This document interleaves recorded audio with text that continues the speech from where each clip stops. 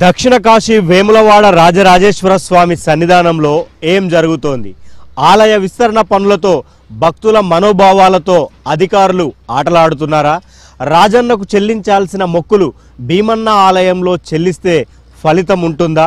ఇప్పటికే ఆలయ విస్తరణ పనులు ఓవైపు వేగంగా జరుగుతుంటే మరోవైపు ఈ వివాదం ఎందుకు తెర మీదకి వచ్చిందో తెలుసుకుందాం. నాతో పాటు రండి. రాజరాజేశ్వర స్వామిగా కొలువైన శైవ క్షేత్రం వేములవాడ, దక్షిణ కాశీగా, యముడాల రాజన్నగా ఈ మహిమాన్విత క్షేత్రం లోక ప్రసిద్ధి. తెలంగాణలో ప్రముఖ పుణ్యక్షేత్రంగా విరాజిల్లుతోంది. ఇక్కడ శ్రీ రాజరాజేశ్వర స్వామి, శ్రీ రాజరాజేశ్వరీదేవి సమేతుడై రాజరాజేశ్వరుడిగా లింగరూపంలో లక్షలాది మంది భక్తుల పూజలందుకుంటున్నాడు. నిత్య కళ్యాణం, పచ్చతోరణంలా నిత్య ఉత్సవాలు జరుగుతాయి. దేశంలో ఎక్కడా లేని విధంగా ఇక్కడి రాజరాజేశ్వర స్వామికి కోడెమొక్కు చెల్లించే సంప్రదాయం ఇక్కడ మాత్రమే ఉంది. రాజన్నకు కోడెమొక్కు చెల్లిస్తే కోరిన కోర్కెలు నెరవేర్తాయని భక్తుల నమ్మకం. వేములవాడ రాజన్న కోడెమొక్కుకు అంతటి విశిష్టత ఉంది. అయితే ఇప్పుడు ఈ కోడెమొక్కు తీవ్ర వివాదమవుతోంది. రాజన్న దర్శనాలు నిలిచిపోతాయా? భక్తుల మనోభావాలతో దేవాదాయ శాఖ అధికారులు ఆటలాడుతున్నారా? శ్రీ రాజరాజేశ్వర స్వామి ఆలయ విస్తరణ పనుల వేళ రోజుకో వివాదం తెరమీదకు ఎందుకు వస్తోంది? ఓవైపు అభివృద్ధి, మరోవైపు దర్శనాల వివాదాలు ఎందుకు రచ్చరాజేస్తున్నాయి? రాజన్న మొక్కులు భీమన్న ఆలయంలో చెల్లిస్తే ప్రతిఫలం దక్కుతుందా? వేములవాడ రాజరాజేశ్వర ఆలయ విస్తరణ వివాదం ఎందుకు రాజుకుంది?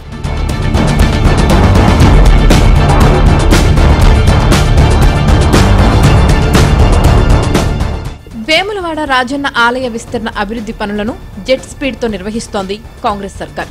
ఇప్పటికే ప్రధాన ఆలయం చుట్టూ ఉన్న పాత భవనాల కూల్చివేత పనులు శరవేగంగా జరుగుతున్నాయి.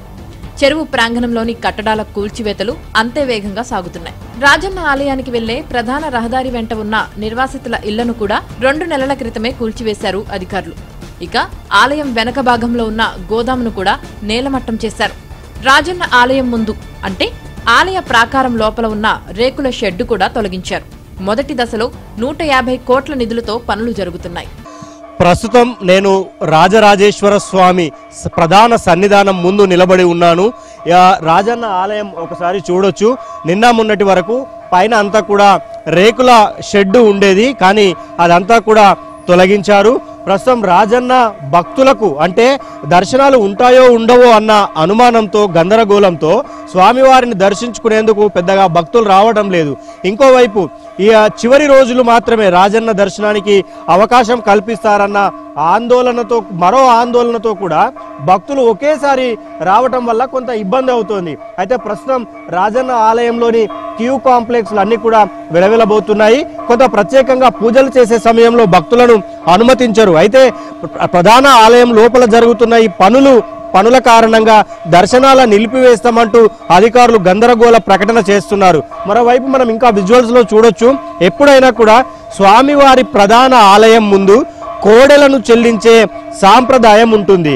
ఆ కోడెల చెల్లింపులు, ఇక్కడ కోడెమొక్కుల చెల్లింపులు నిలిపివేయటం మనం చూస్తూ ఉన్నాము. ఒక్క కోడె కూడా రాజన్న ఆలయం ముందు లేకపోవడంతో కొంత భక్తులు అయితే అసహనం వ్యక్తం చేస్తున్న పరిస్థితి కనిపిస్తోంది. రాజన్నకు చెల్లించాల్సిన ఈ కోడె మొక్కులను భీమన్న ఆలయంలో చెల్లించేందుకు అధికారులు ఏర్పాటు చేశారు. అయితే రాజన్న మొక్కును భీమన్నకు ఎలా చెల్లిస్తారన్నదే ఇప్పుడు భక్తులను తొలిచివేస్తున్న ప్రశ్న.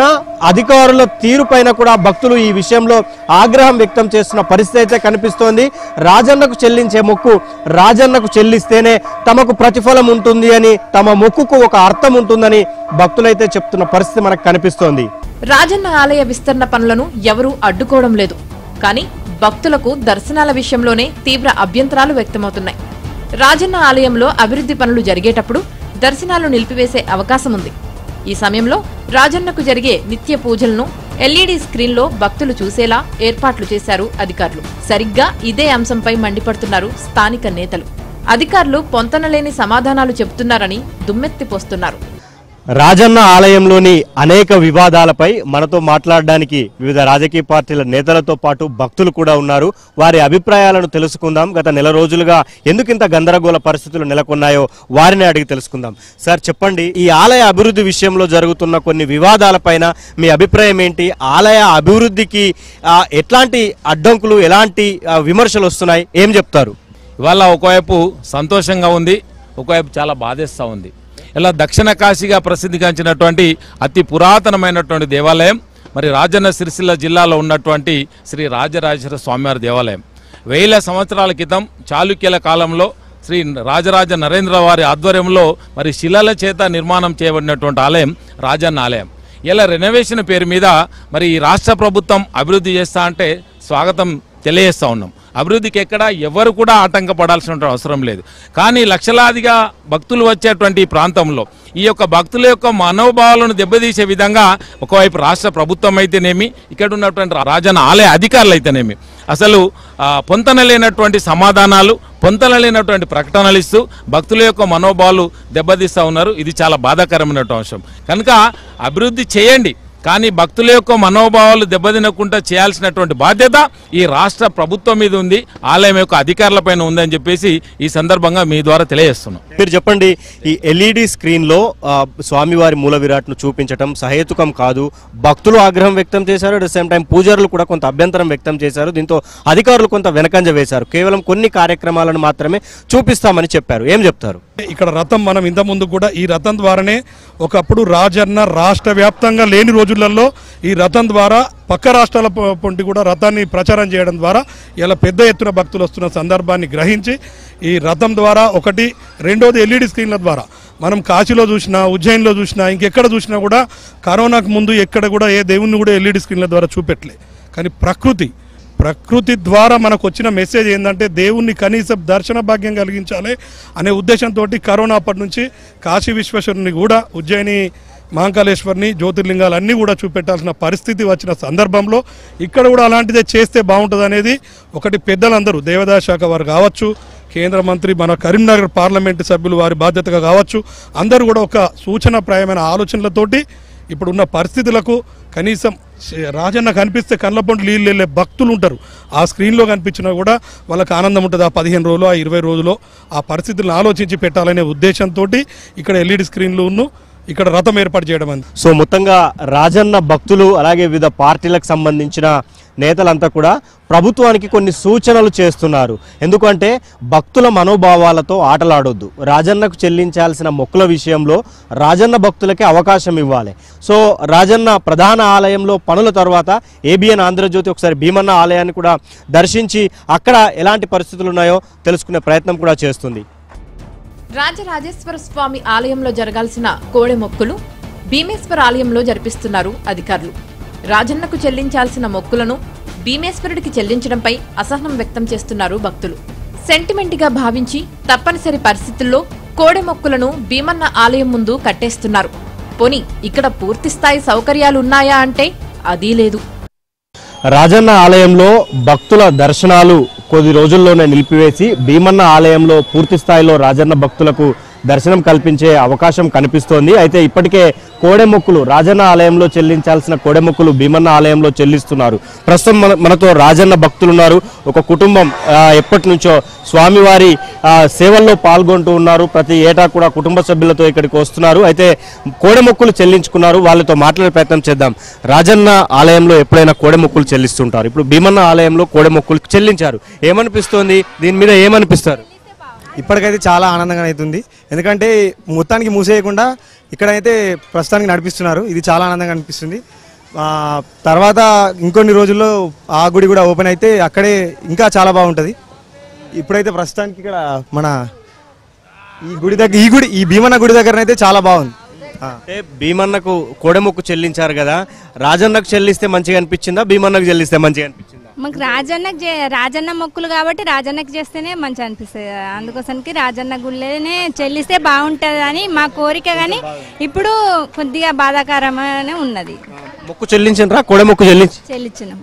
ఏం మొక్కుకున్నారు స్వామి వారిని? ప్రతి ఏటా రాజన్నకు ప్రతి ఏటా కొడతారా కొడెము? ప్రతి ఏటా కోడెను కట్టేసి పోతాం, దర్శనాలు చేసుకుంటాం. ఇక్కడికి కూడా దర్శనాలు చేసుకుంటాం. భీమన్న గుళ్ళ కూడా మాకు ఇష్టమే, భీమన్న అంటే కూడా. కానీ రాజన్న మొక్కులు రాజన్నకే, భీమన్న మొక్కులు భీమన్నకే కదా, అందుకోసానికి కొద్దిగా కొంచెం బాధగా ఉన్నది అంతే. ఏర్పాట్లు అంటే కొద్ది నెలల పాటు అక్కడ మూసేసే అవకాశం ఉందమ్మా. ఇక రాజన్న గుడికి కాకుండా భీమన్న గుడికి వస్తారా? అంతకుముందు అటు వచ్చినట్టే ఇటు కూడా వస్తారా? సార్ వస్తాము, ఇక్కడ కూడా వస్తాం సార్.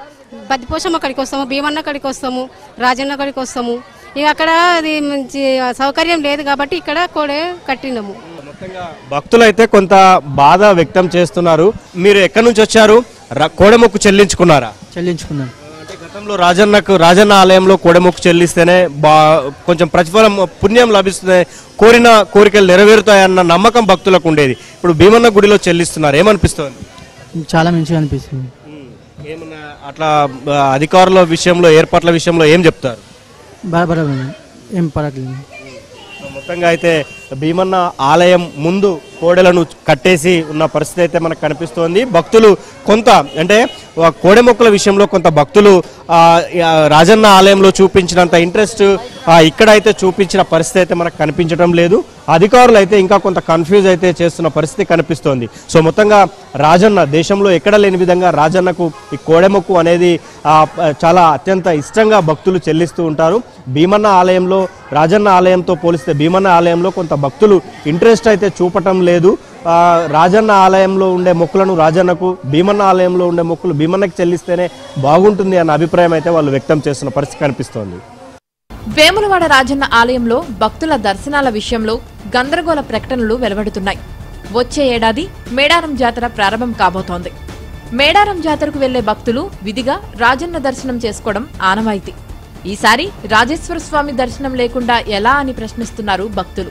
మహాపర్వదినమైన మహాశివరాత్రి అప్పుడు కూడా రాజన్న దర్శనం లేకుండా ఎలా అన్నది భక్తుల ప్రశ్న. ఆలయ విస్తరణ పనులను ఎవరూ అడ్డుకోవడం లేదు. ఆలయాన్ని అభివృద్ధి చేస్తామంటే ఇంకా స్వాగతిస్తామనే చెప్తున్నారు. కానీ భక్తుల దర్శనాల విషయంలో అధికారులు వ్యవహరిస్తున్న తీరుపైనే సర్వత్రా విమర్శలు వెల్లువెత్తుతున్నాయి. క్లారిటీ ఇచ్చి అభివృద్ధి పనులను కొనసాగించాలని ప్రతిపక్షాలు, రాజన్న భక్తులు కోరుతున్నారు. మరి ఇప్పటికైనా అటు ప్రభుత్వం, ఇటు దేవాదాయ శాఖ అధికారులు ఏం చేస్తారో చూడాలి. వీడియో జర్నలిస్ట్ సంపత్తో శ్రీనివాస్, ఏబిఎన్ ఆంధ్రజ్యోతి, వేములవాడ రాజన్న ఆలయం నుంచి.